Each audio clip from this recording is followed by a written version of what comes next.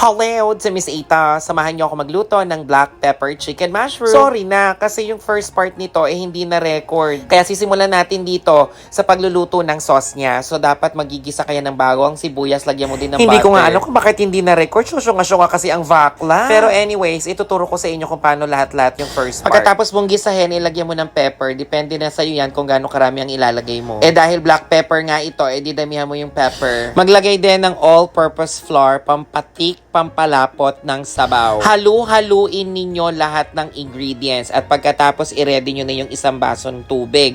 Pero hindi mo ilalagay yan ng sabay-sabay ng isang buhos.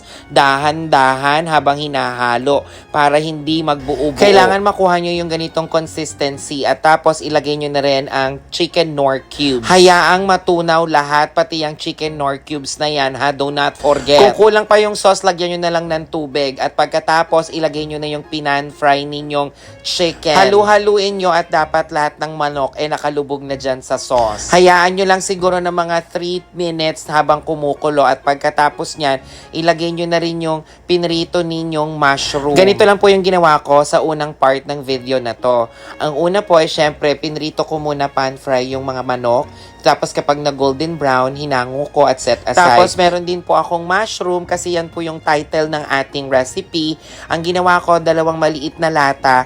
Tapos hiwa-hiwa na po yung pinili ko pong mushroom in can. Tapos pinrito ko lang din po. Tapos kapag brown-brown na yung mushroom, iset aside nyo, hanguin lang din sa kahirapan. Tapos ang susunod, yun na, gagawa ka na ng sauce. Yun na, hanggang sa marating mo na itong part na to, na halo-halo na sila, nakalubog na sila at parang sa tingin ninyo, ang sarap-sarap na talaga. At magsaing kayo ng marami kasi marami kayong makakain for sure. Ganito karami ang niluluto namin araw-araw kasi hindi lang kaming dalawa ni nanay ang kakain ito.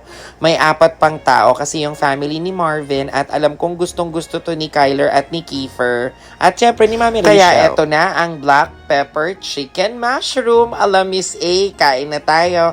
At ito ang aming ulam of the day. Try nyo, sarap.